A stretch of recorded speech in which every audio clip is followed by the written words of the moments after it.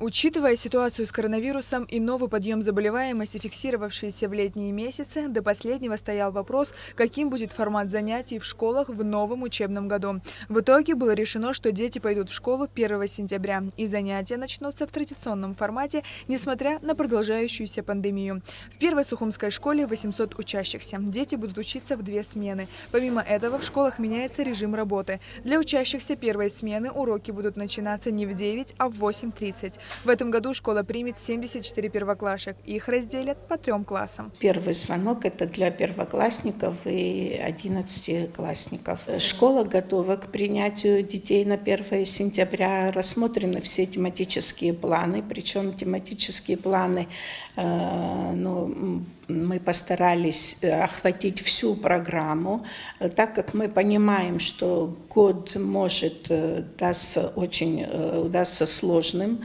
Мы подготовили еще такие тематические планы, которые бы смогли бы скомплектовать какие-то темы. В школе 54 педагога, из них 28 человек уже переболели коронавирусом, причем некоторые вторично. 8 учителей вакцинированы. Что с 15 сентября будут обследованы педагоги, имеют ли они антитела или нет, а потом уже делать им вакцинацию. На сегодняшний день школа снабжена всеми дезинфицирующими средствами. На каждом этаже санитайзеры, а в классах отдельный уголок с антисептиками, влажными салфетками и чистой водой. Мы обязали родителей, чтобы каждый родитель следил за своим ребенком, чтобы они, это уже по желанию, если родитель хочет, чтобы дети носили маски, положить им маски, причем не одну, а несколько штук, потому что через каждые 2 часа эти маски надо менять, и чтобы они имели свои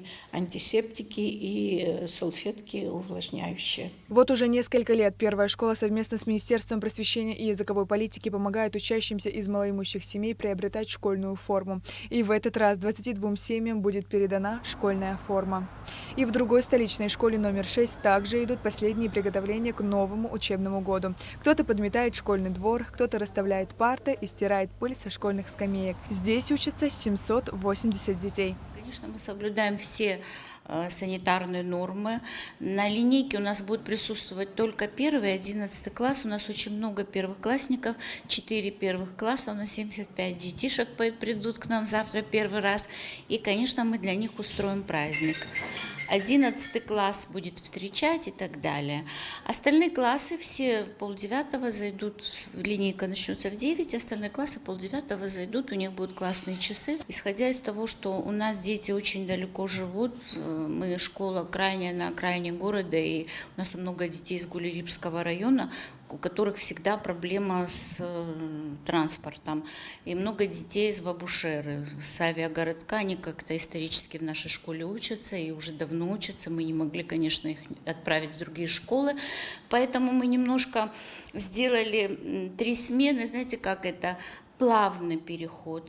То есть какие-то классы приходят 8:30, какие-то классы приходят через 2 часа, еще какие-то приходят через 2 часа, и мы заканчиваем к 5 вечера, мы уже заканчиваем все занятия.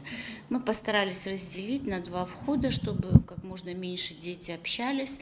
Буфет у нас пока не открыт, но будем над этим работать. Педагогический коллектив школы молодой. 2 учителям за 60. Одна из них уже вакцинировалась. В школе проблем с дезинфицирующими средствами нет. Однако есть сложности с наличием классов. Их не хватает. На сегодняшний день задействованы все помещения, даже подсобка. У нас есть классы, где по 30 учащихся. Нам надо их делить на 2 группы на абхазском языке, на английском языке.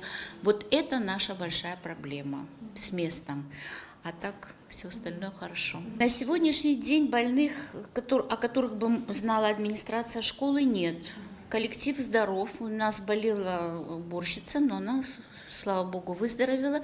Сегодня мы все здоровы. И в столичной школе номер 13, где недавно из-за сильной непогоды был потоплен двор и 1 этаж, готовы к учебному году. Здесь до сих пор идут очистительные работы с привлечением спецтехники. Школа малокомплектная, учится всего 75 детей, а в этом году в 1 класс пойдут 5 детишек. Здесь чисто такое ощущение, что грязи не было, но на самом деле Мы здесь очень большой труд вложили.